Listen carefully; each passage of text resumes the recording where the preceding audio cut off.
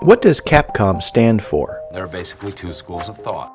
On the practical side of things, it stands for Capsule Computers, a nod to an internal company objective when it was founded in 1983. Soon after its founding, a mascot was introduced, which was a play on the company name, Captain Commando. Early on, the captain would mainly be found on the back of game boxes and within the first few pages of the instruction manuals. Eventually, he got his own game. I've never played it, but it looks bizarre. But for the American gamers, his first in-game appearance was Section Z on the NES. This was one of the first Nintendo games I can remember. In fact, the box art is one of my earliest life memories. On the back of the box, we find an over-the-top storyline, classic for the 80s. Planet Earth in the year 2XXX. You are relaxing at the console of your computerized superconductor-generated interplanetary satellite communications system. Suddenly, high-frequency radio and television transmissions blast warnings to all inhabitants to prepare for the brutal invading forces of Balangul Empire. You take control to defend and preserve the lives and freedoms of the people on planet Earth. You shed your earthly identity. You unite with freedom fighter Captain Commando to become the one remaining astronaut in space. Concealed in your special solar-energized, jet-propelled supersonic spacesuit, fully armed with quick-firing multi-directional weaponry, you leave Earth on your death-defying mission. The mission: battle and defeat the space soldiers of Balangul. Penetrate their base divided in Section A through Section Z, then destroy Balangul Master Control L-Brain. You and Captain Commando must maneuver safely through 4 levels of superbly animated vertical and horizontal adventurous scene scrolling to destroy L-Brain. Now here's something to take note of. There are no vertical scrolling levels, and despite the name of the game itself, there is no Section Z. The sections are numbered, not lettered. So what gives? Section Z was originally released as an arcade game, in which the player did indeed fight through sections A through Z in both horizontal and vertical scene scrolling. The game received a complete overhaul when they brought it to the NES, but the description on the back of the NES box reflects the arcade game setup. In my opinion, they improved the game tremendously, but that's really a matter of whether you like arcade games over console games. Each has its own certain flavor. Here is one thing to note about the NES version's flavor: how deaths work. You start the game with a certain amount of lives, and if you score high enough, you can gain a life. These lives mean nothing, unless you are an arcade gamer and you care about the score, which resets whenever you lose all your lives. Other than that, losing all your lives is the same as losing 1 life. However, much more significant is your energy. You lose 1 point of energy whenever you get hit by enemy fire, and if an enemy touches you, you will lose a life, starting at the beginning of the section you died in, and lose 5 points of energy. If your energy runs out, you will see this.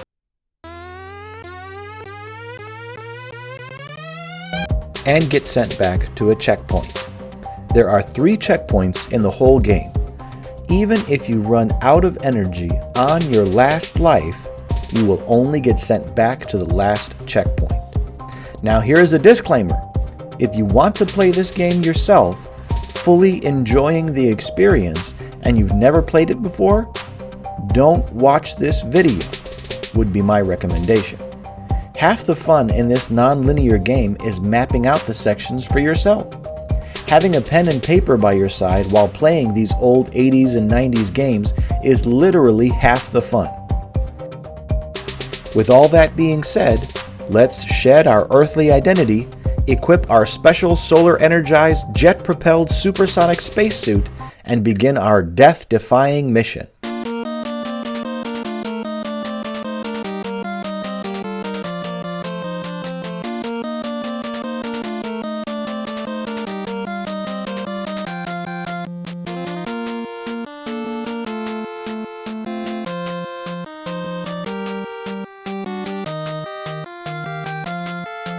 Alright, let's get the game started.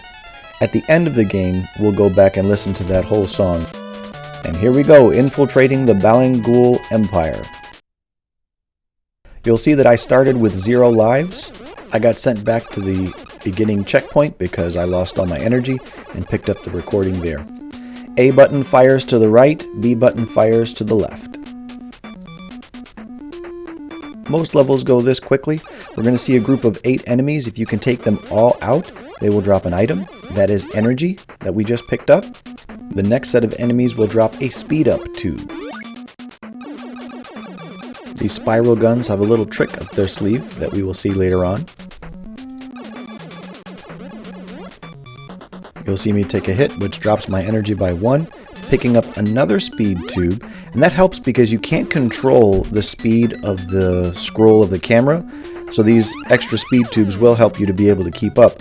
They can go a little too fast for me though, so I only like to pick up 2 or 3 speed tubes at the most. There are missile drones coming up. Their missiles take multiple shots to defeat, and they will kill you in one touch, just like an enemy. That red-looking brain thing is a metal eater, and we just picked up a Mega Smasher. I activated the Mega Smasher, and I came back and picked up a second Mega Smasher, which turns my weapon into a Mega Buster. These mesas flying from the left side of the screen to the right side of the screen, you want to take them out when they come to the right side because they will likely drop items for you to pick up. And that's a good rule of thumb in this game. If you know an enemy is about to drop an item, try to take him out on the right side of the screen, because if you take him out on the left side of the screen, when he drops that item, it'll roll right off the screen before you have a chance to pick it up. Unless your speed is good enough, and even then, for my old reflexes, I still don't catch him in time. That item that we just picked up is a Flash Buster. It actually shoots bullets that look like enemy shots in 3 ways, just like our Mega Buster is doing right now.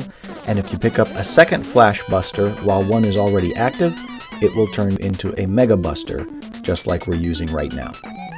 Something else to be careful of is falling between a wall and the left side of the screen. You can get pinched and taken out. Sometimes enemy shots will knock you back into that wall, so you have to be aware of that as well. When you die, you lose your active items, but you keep the items that you have stored. So I activated the Flash Buster that we picked up in the last section, just to show you what it looks like. If you stay to the bottom in this section, these missiles won't hit you, but you will, as you've seen, have to be careful of getting knocked back by enemy shots. That red bar means the way forward is blocked. If you touch it, it will kill you. And some sections have absolutely nothing. Let's take a minute to understand the top of the screen. Next to the score is the section that you're in. Currently we're in section 5. Your energy meter shows you how much energy you have compared to how much you can have. And then the letters to the right, those are the weapons that are available to you. L is always there, and you push the right button on the directional pad to switch between the different letters. So right now we're equipped with the Flash Buster, and in storage is the Mega Smasher. And there are other weapons available to you. If you push the A and B button at the same time, you start out with a missile, and then if you find the other abilities as you venture through this fortress, you'll be able to cycle through them by pushing the A and B buttons again. One of those upgrades is in this section. We just have to shoot the warp zone door to reveal it. Now my capture card was off from the frame rates of the warp gate, so you didn't see what I just went into, but it is a light blue warp circle. You will see the next one though. Here is a handy weapon to use when things get crazy. Keep in mind though that the abilities that you use by pushing the A and B buttons at the same time do cost energy, so you'll have to weigh the benefits and drawbacks of that moment. Be careful with these guys, they come from behind. You may want to stay to the right side of the screen so that you can see them coming. The shots will take down 1 point of energy, but if they run into you, it'll be 1 life down and you'll have to start the section over again.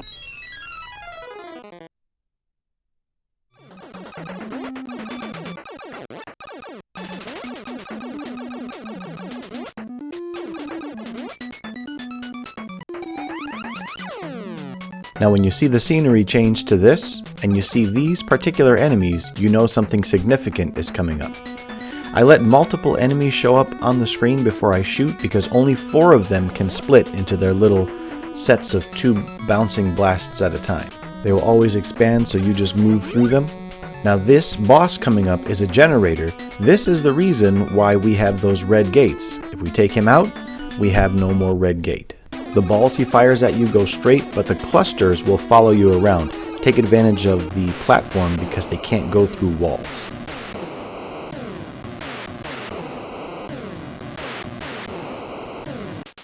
This item that the boss leaves behind expands our maximum energy. Now perhaps you've noticed already, but in this game you can touch the ceiling, the walls, the floor, as long as you're not getting stuck between the wall and the left side of the screen. You can't crash. There is no crash mechanics in this game. So the only thing that will really damage you are the enemies and their shots. I like to use this weapon actually more than the Mega Buster, the 3-way, because the Mega Buster is a shorter range. The regular Mega Smasher goes across the entire screen.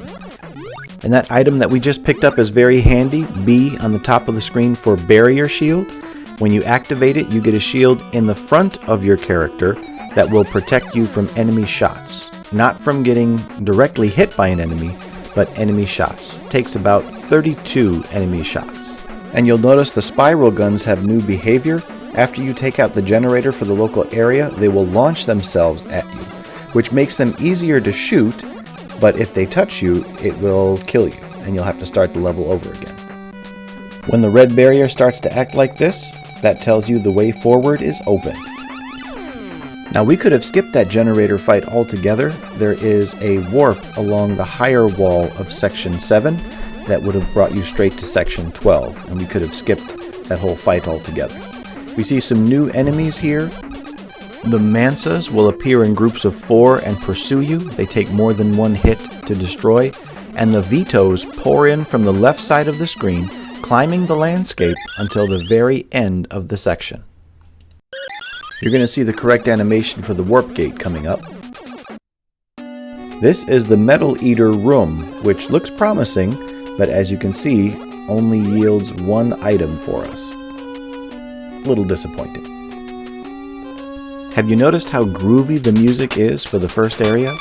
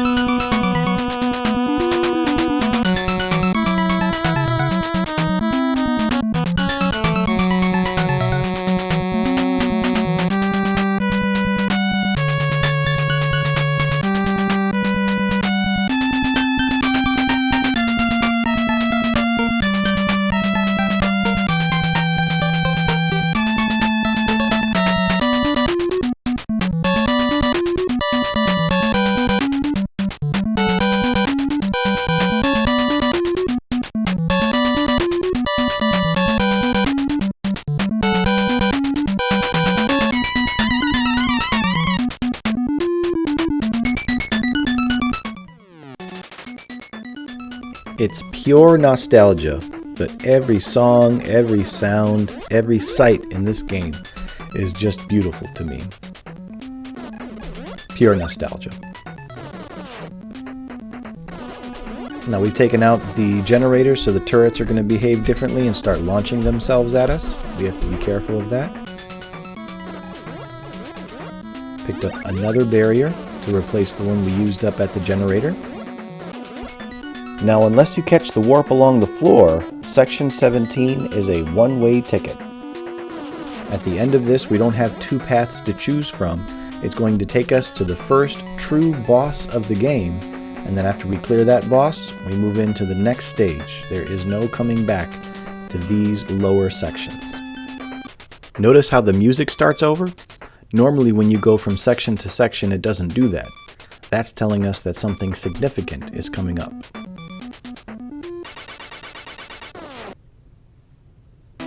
The first true boss of the game, Zamuza. It can only be damaged when it opens its mouth, so you have to wait for it to do so.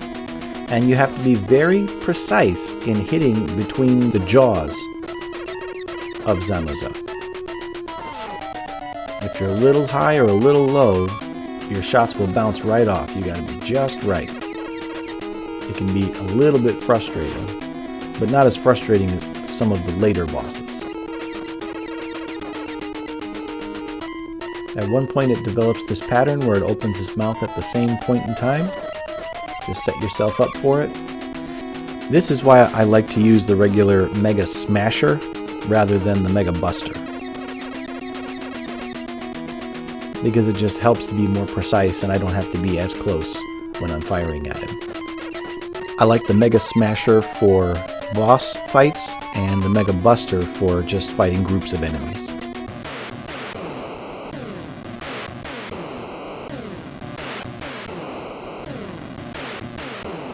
Another increase to our energy, and we move on to the next level. And don't be fooled when it says energy full, it's just telling you your max energy. It does not refill. The music picks up in pace, and so do the enemies. We're going to get more enemies on screen and more shots, a flurry of shots against Captain Commando. Pick up a flash buster.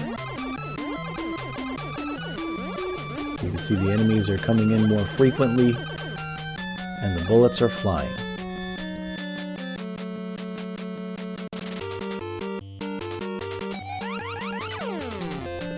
In this section, we will find another weapon upgrade in a warp zone if we continue shooting along the bottom of the section, along the floor. These guys don't pursue you, they just swirl around in circles shooting at you. The crash ball is a handy item. When you use it, it will swirl around you for a few seconds, and it will take out any enemies that enter its radius. To me, it's the most useful out of the three special weapons you can use with the A and B buttons. We've got some new enemies coming up in this section. They're called crabs, but when we were little, we called them recognizers, like the guys from Tron, if you remember. That's probably the most nostalgic part of this game, the inaccurate name that we gave to one of the characters. And you can see these crabs earlier on in the game. They can be found as early as Section 3, but we just haven't gone through that section in this playthrough. At the end of this video, however, I will show each section that we have not gone through. But for the actual playthrough, we're taking the straightest path possible to clear the game. If you don't have any speed upgrades or any special weapons, fighting the crabs can be very frustrating and difficult. But if you move just a little bit faster and you have a shot that will spread so that you don't have to get right next to them to shoot them, it's a much easier time.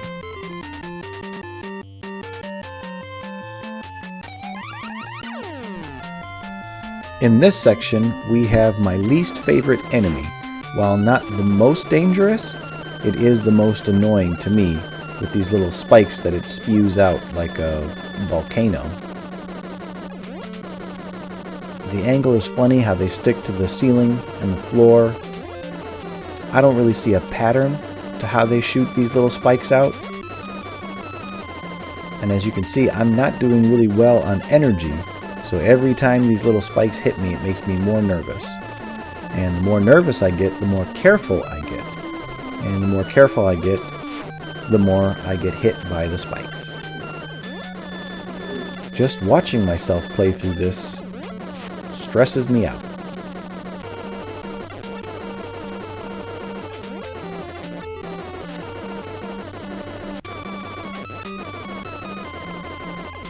And we made it.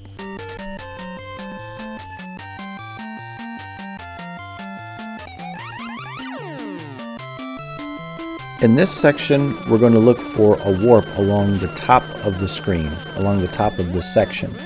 You'll see me shooting at the vetoes, and every once in a while I move up and shoot along the ceiling. It's because I'm looking for that warp zone.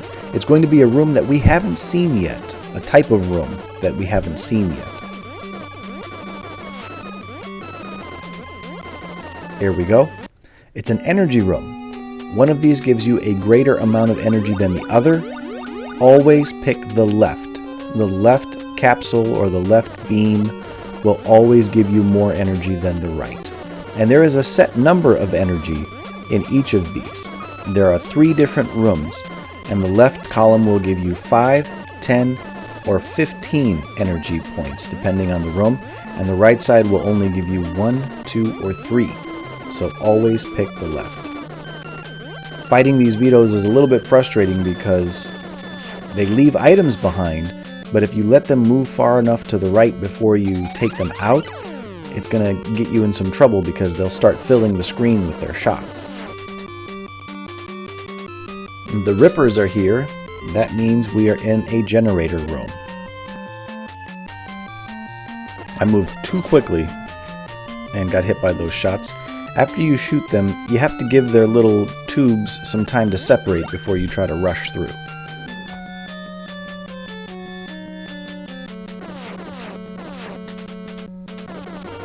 And I will handle this generator the same way as I handled the last one. Activate my barrier and fire point blank.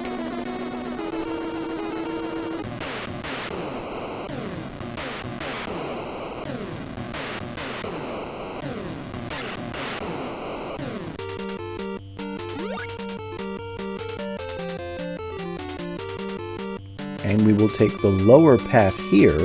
That brings us back to the starting section of this area, section 20.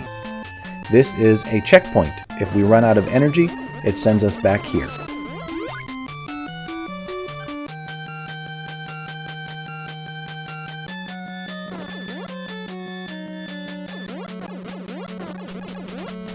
So, the back of the box art. If I think about that paragraph that says, "You shed your earthly identity and unite with Captain Commando to become the last astronaut in space," I'm not sure that means that we become Captain Commando. Perhaps it means that our playing the game, having our eyes glued to the TV, is an immersive experience as we control Captain Commando. A little bit more of us may be living this adventure vicariously through Captain Commando, or us being a more external influence on Captain Commando as he goes through this adventure. The immersive experience of video games has been a reference in pop culture for a long time. 90% of movies and TV shows that are based on video games give this idea of an ordinary person getting absorbed into a video game or trapped into a video game. Captain N, the Game Master, there was an old Mario anime that featured this idea. If we look even in the more modern day, the Sonic movie, the Mario movie, ordinary people getting thrust into an extraordinary adventure. The movie Free Guy, I've never seen it, but I think that's also about some real-life video game interactions. Pixels, same thing. The idea of being immersed in a video game. Or the idea of being good at a video game leading to something more significant in life, like saving the world or saving the galaxy. I think about the movie The Last Starfighter. That's a big plot point, because video games have a strong immersive element to them. And that just goes back to my belief that video games are an art form.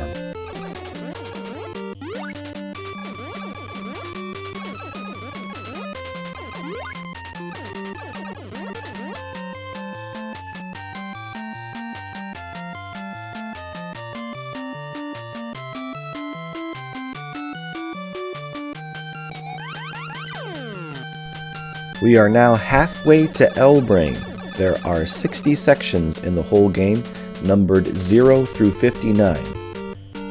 This one-way ticket has brought us to confront Zamuza again. This time we can view him as a mini-boss, but the fight is a little bit more challenging because the screen is now moving. In the last fight we fought him in one room and the camera did not move. Now the screen is moving with us and we have obstacles like platforms right in the middle. So we do our same strategy as before and just be aware that you don't get caught between the left wall and the edge of the screen.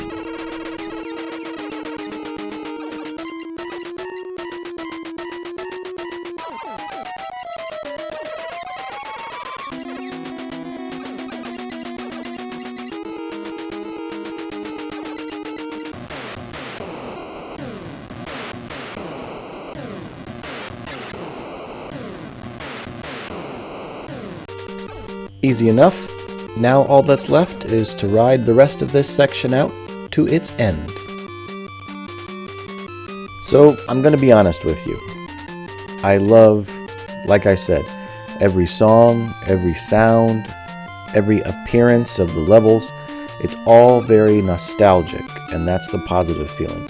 The only thing that I don't like about this game is playing it. This was a game that my dad enjoyed playing, my brothers enjoyed playing it, and for the memories, for the period of time, for the experience, I play this game. But the first time I beat this game was to make this video. You're going to see some white walls coming up with the camera moving so fast. For a mercy, these walls don't kill you if they touch you, but they do damage you. And being faster, having a speed upgrade, is going to help tremendously here, especially as the enemies are attacking you while you're dodging these walls.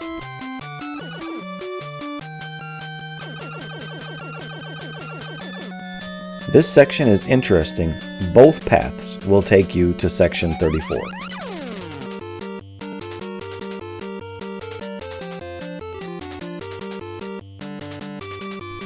Rippers mean generators, and this particular generator is going to open the way to the final area. We will have our second boss to fight along the way to that final area.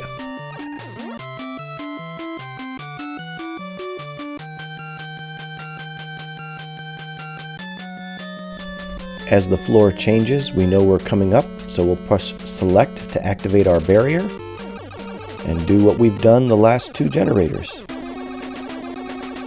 With the Mega Smasher equipped, it goes very quickly.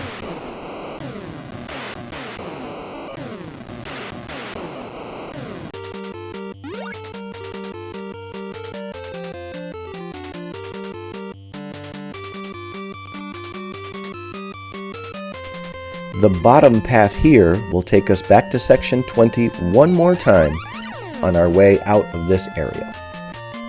So why don't I enjoy playing this game? Well, three reasons. The major one is I was never a really big fan of side-scrolling shoot-em-ups. I don't like that you can't control the pace of the screen, how it moves. You just have to keep up with it. I like games where you can sit for a minute and take a break and think about what you're doing. But that's the appeal of these side-scrolling shoot-em-ups. The problem that I have is no doubt the appeal that many have. When I was younger, this game was also very random to me. My young, short-sighted mind made no effort to understand the non-linear side of things. I thought that every path was random. I did not understand how the energy and how the lives that you have worked. So I didn't know when I was going to get sent back to a checkpoint. I didn't even realize that the checkpoints were set, and I thought that I just got sent back to a random section. So all of the question marks in my young brain caused me to just not play this game, except for every once in a while, whenever I wanted to try to be like the older people in my life. Now in this room we face the Mansas, and then the white walls will come in one of these paths. You have the top, middle, and bottom path. If you stay towards the middle, there is a warp that will lead you to an energy recharge room, but we're about 3 points from maximum, so we're not going to worry about that.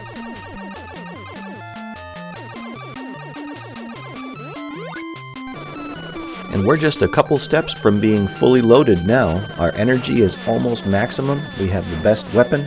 We have the barrier shield. If we only had one more barrier shield in stock, we would be fully loaded. Now in the last section, we took the upper path to get here to section 36. The lower path leading to section 37 would also take us to section 38, which is where we're headed now. But section 37 has those gush enemies, the little volcanoes, and I hate those. But here in this section, as you can see, if you have the Mega Buster and you have that wide shot, staying towards the middle of the level helps you to clean up these missile enemies easily. If we did not have the Mega Buster equipped, this would be a much harder level. There was a warp in this section as well along the ceiling of the room. But again, we're almost at max energy, so I didn't bother with it. Here is our second set of one-way, point of no return sections.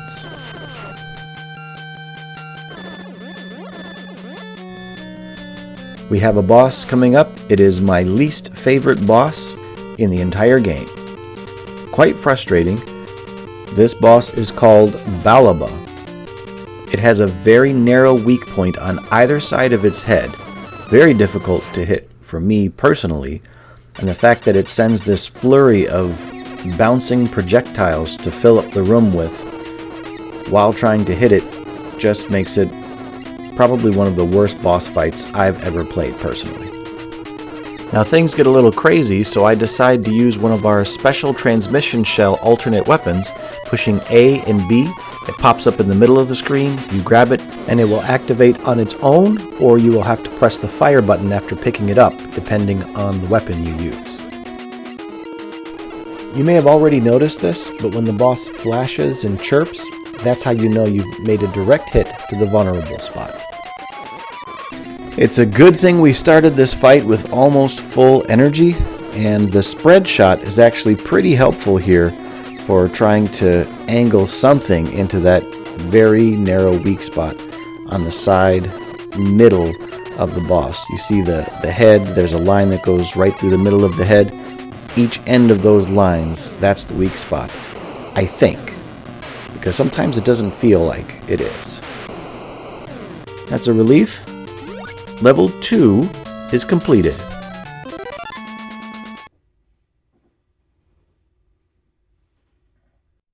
The music gets groovy again as we enter the final level. This level design is classic Final Area NES days.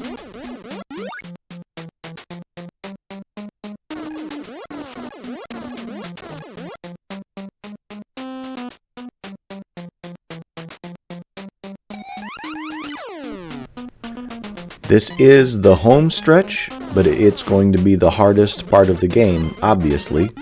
The final area is normally the hardest, and it will be the most involved as well. In this particular section, we're going to see a new enemy, and we're going to be looking along the bottom of the section for a warp zone or a wormhole that will take us to an energy room. Here's our new enemy, and if we stay low and shoot, there's our portal. Always go left. As soon as we exit this room, we're going to get attacked by another new enemy. The Kroga loops around you once and then flies off the screen, but you're going to want to take them out because they drop items fairly often, and energy is always a precious commodity at this point in the game. Because if you run out of energy, you don't get fully recharged when you start over from the checkpoint. You only start with 20 points of energy, same as you started the game with. More new enemies approaching, which also gives the game a note of finality. The clone soldiers. There's going to be a lot of them in this section. A galactic clone army before Star Wars was doing it. So here's the plan to wrap up the game. We're going to take out a boss soon. We're on the path to take out a boss, and then we're going to find a generator. Taking out that generator opens the path to the next boss, which opens the path to another generator.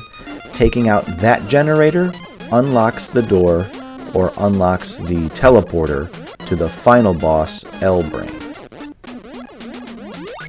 And the next boss coming up is probably the most interesting in the whole game. I think it's my favorite boss.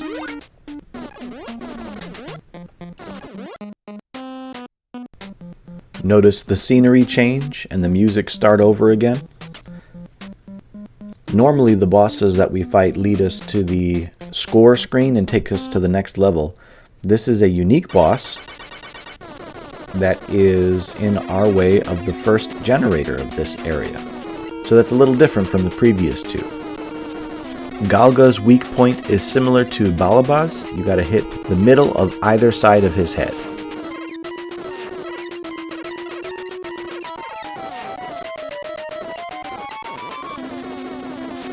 Now he enters a new phase.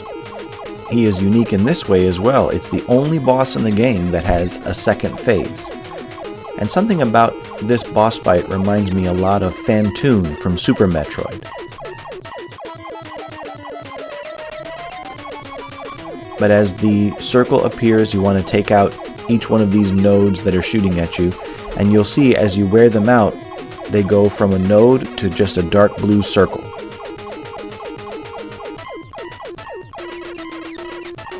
There we are, we've taken 2 of them out.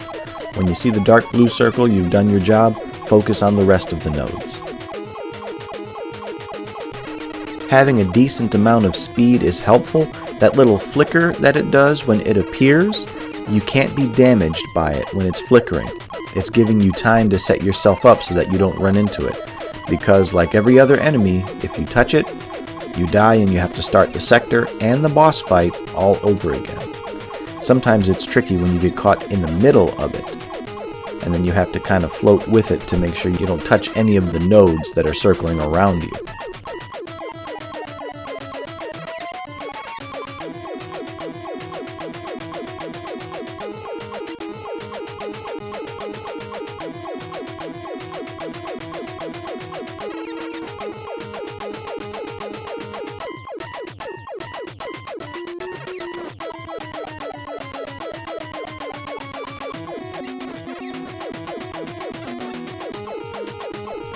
That last one is always a little booger to get to.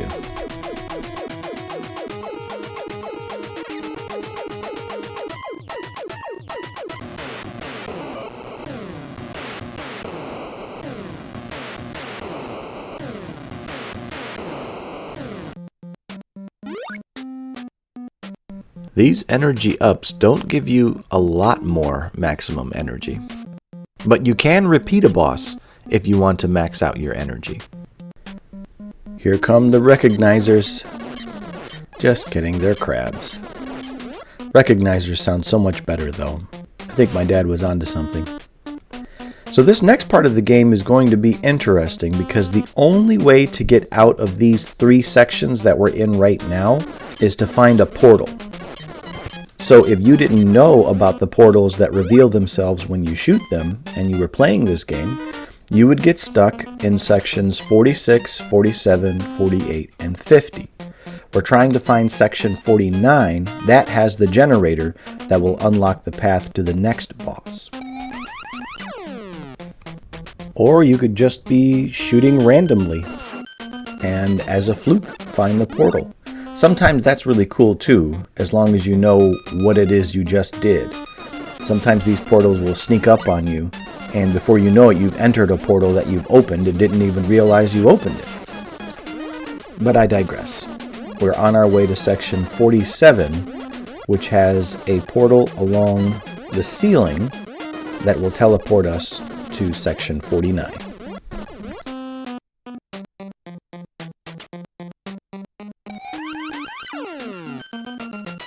So again, this is the section that contains the warp portal that will take us to section 49. Just keep shooting along the ceiling to reveal it. On the plus side of things, your shots don't go through walls, the enemies don't either. I still like to babysit the bottom of the room a little bit, just to keep those shots from filling up. Doesn't matter which warp you take, they will both take you to section 49. A scenery change, and the Rippers are here, which tells us we are nearing a generator. The uneven landscape adds a little more challenge to predicting the bouncing shots of the rippers. A nice little added challenge for nearing the end of the game.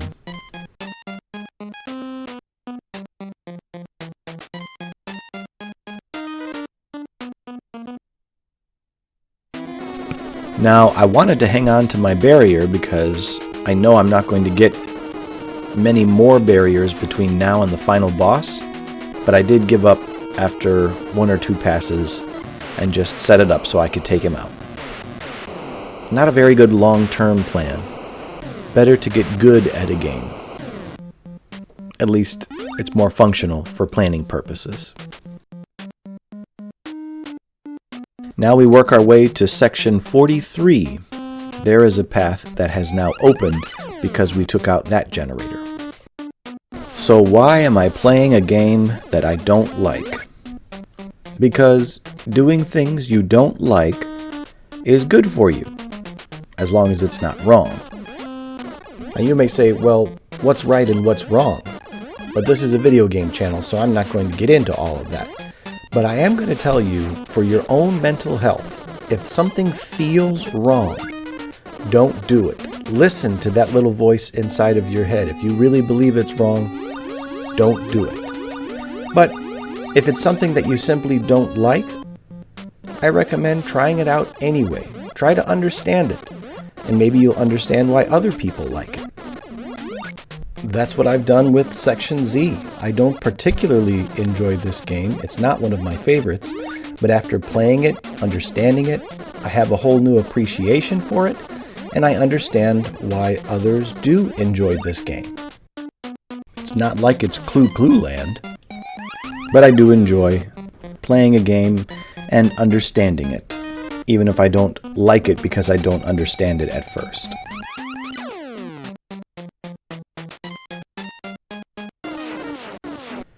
Here is another sector full of missiles, where our spread shot and staying towards the middle of the screen will benefit us, but because our shots don't go through the platforms or through walls and structures, we have to do a little bit more dancing around to take them out. And keep in mind, if the missiles are dislodged from their host and you leave them alone for too long, they explode into a wide circle of shots and pellets. The missiles give us a break as the Vitoes enter the scene. You'll have to keep up with them for the rest of this section. I hate this part of the game the most. Fighting Balaba a second time, the camera moves and it continues to fill the screen, and I continue to struggle hitting Balaba in its weak spot. In fact, I get a little desperate and I start to use my special transmission weapons that I never use, so I was a little clunky, completely missed with that missile. And I even switched back to my regular Mega Smasher, trying to be a little bit more precise from a distance with my shots. The whole time, his little bouncing projectiles are slowly chipping away at my energy, and this is one of the worst video game experiences of my life. This is the worst! Now remember, every time you use a weapon by pressing the A and B buttons to make it appear those special weapons, it costs energy. You may notice that missile cost me 4 points of energy. I hate it! I hate it! One of the worst things about this fight to me is that you have no idea how many more hits it's going to take to eliminate Balaba. There's no hit point indicator, no health bar, no color change as he gets weaker. I just don't like it at all. Now I'm getting nervous, because if the enemy touches me, I have to start this fight all over again. But if I run out of energy, I'm going to get sent back to section 40 with only 20 points of energy. And then I'll have to work my way back here to start the fight all over again.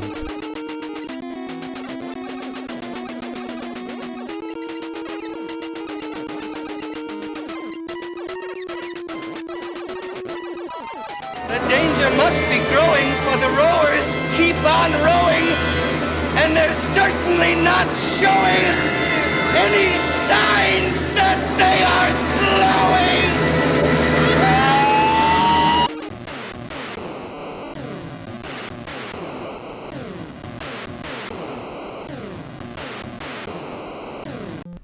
And to add insult to injury, no energy up after that fight.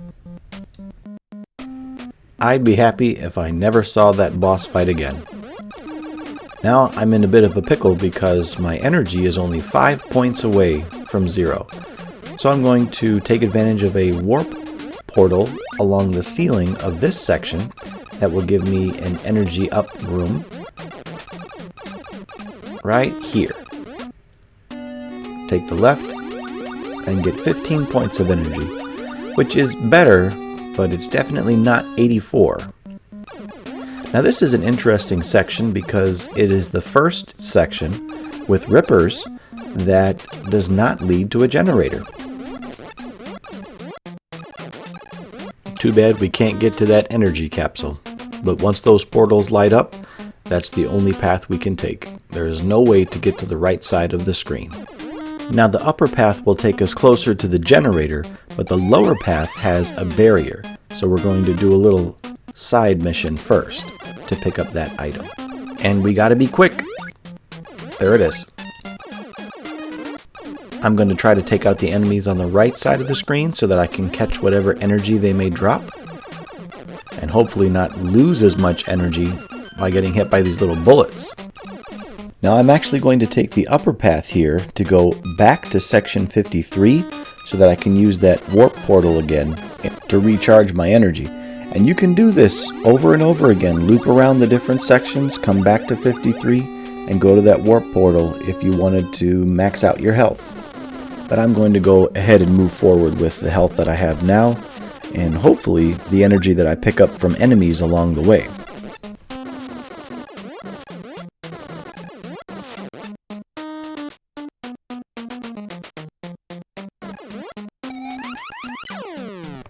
The portal that leads to the generator is along the ceiling of this section.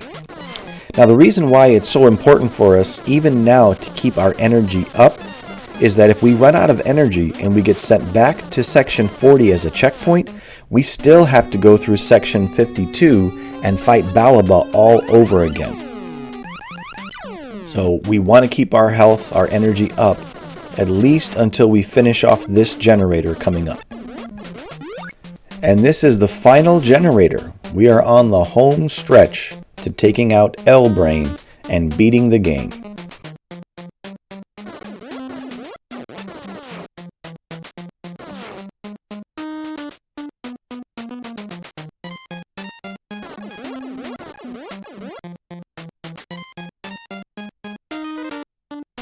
Now I have a barrier in my inventory, but I want to save it for the L-Brain fight. So I'm going to try to take advantage of the ceiling and that little pocket in the back to absorb some of the shots and then rush in and shoot at the generator. But eventually I get impatient with that and I just say, let's see who dies first. Again, a very short-sighted strategy. And if you're the type of person who values finesse in the way you play a game, I apologize.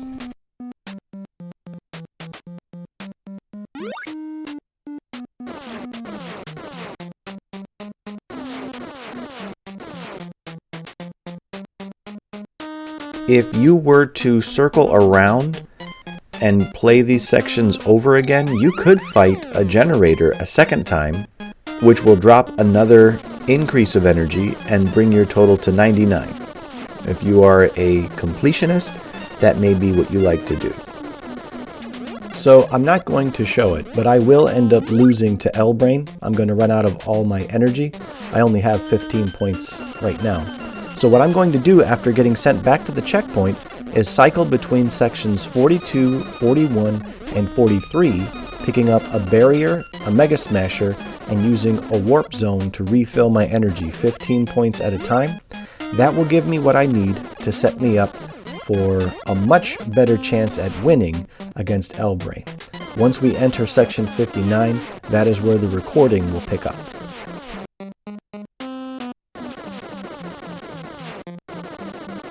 Every little bit helps.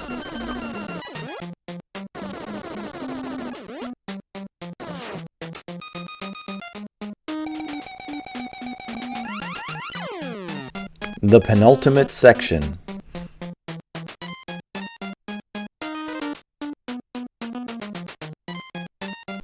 I don't know how to get around these white walls, so just push yourself through. We're going to take out those turrets behind us right away and quickly, and then use the time that they are gone before they respawn to whittle away just 1/2 of L-Brain's shield. Our barrier is going to help us. Now before we take out that shield, take out the turrets again. Finish it off, and then while the turrets are respawning, or take a few shots into L-Brain. Once the shield returns, we take out the turrets again. And notice how I start out at a distance from L-Brain, and then I kind of inch forward a little bit. That's to help me dodge some of those turret shots in the back, so that I can go a little bit longer before I have to turn around and handle them.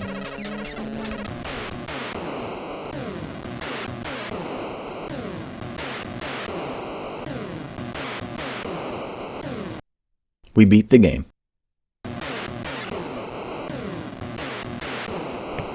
Look at that total Chad.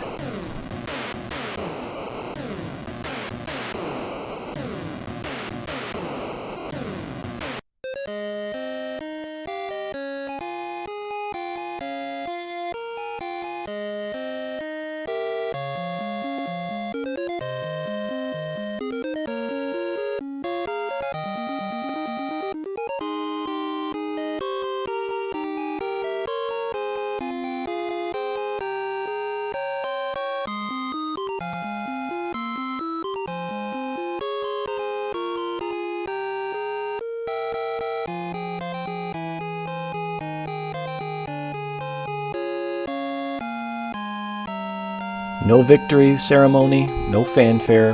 Our hero just flies off into the distance.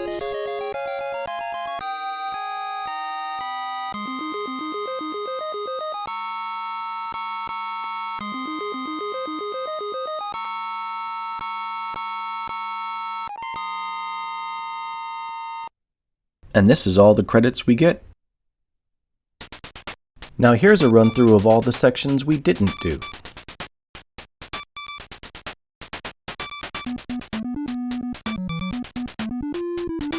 Section 3 is technically the first appearance of the crabs.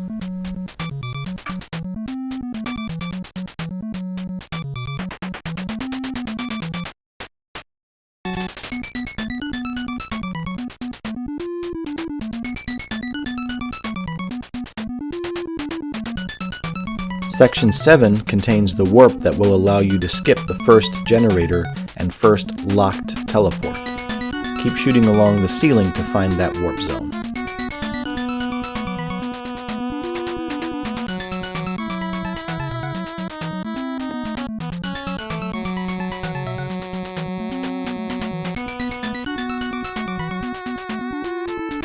Here's the rest of Section 7 if you don't take the warp hole.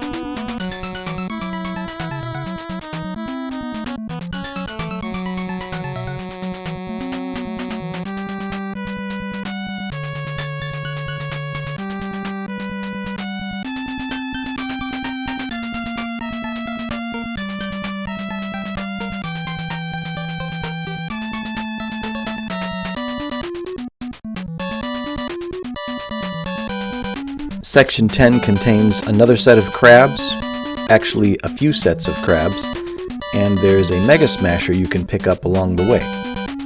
That's all. No other warps or enemies.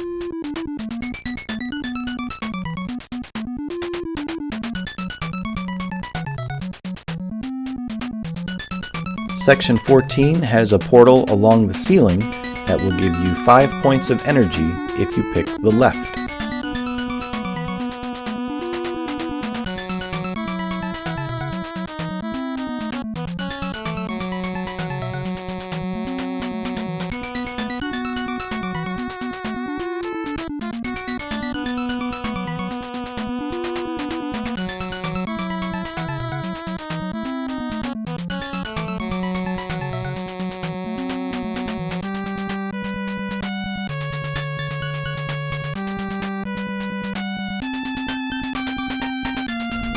Section 15 is total mayhem.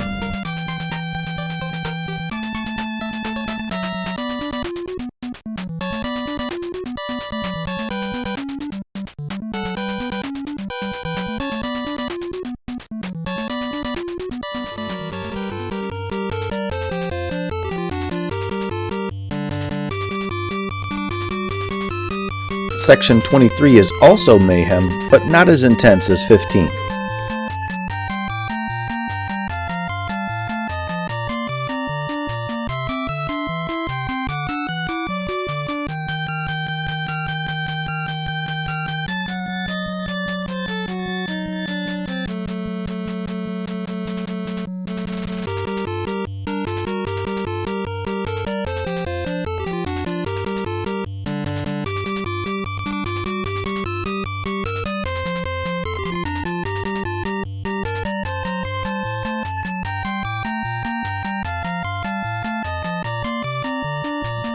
Section 26 is the one other room where you have rippers, but not a generator.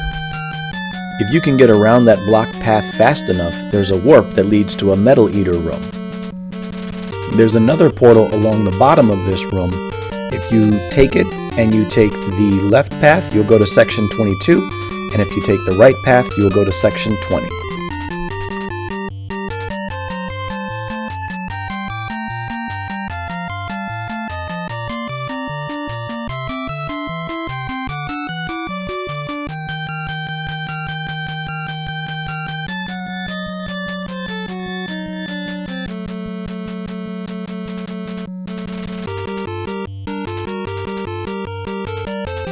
Go to Section 27 if you don't have enough stress in your life.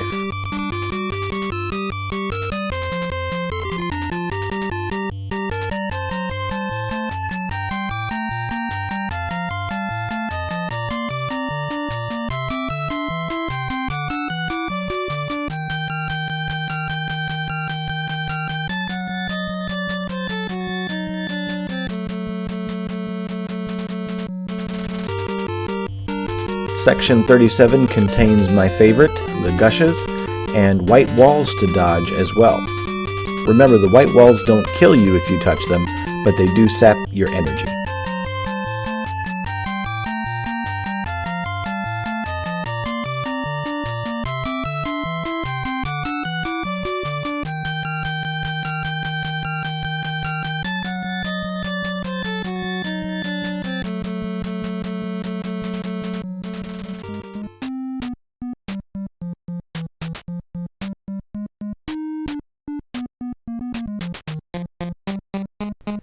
Section 42 contains vetoes and a barrier, which is tricky to get to because of the vetoes and the mensas.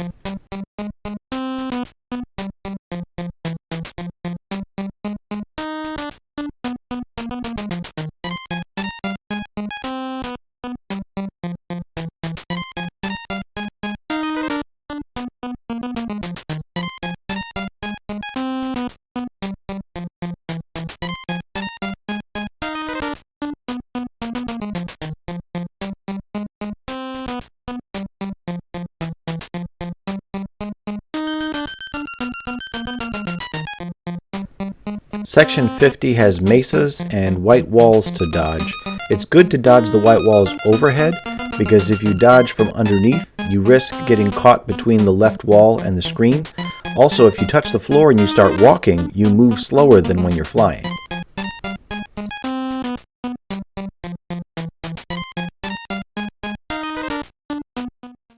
And that's it for this video.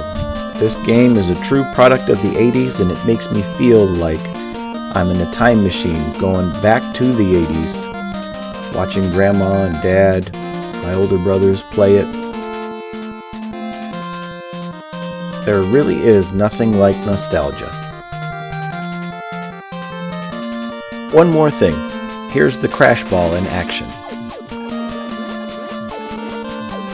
I hope you liked the video, and thanks for listening to An Old Gamer.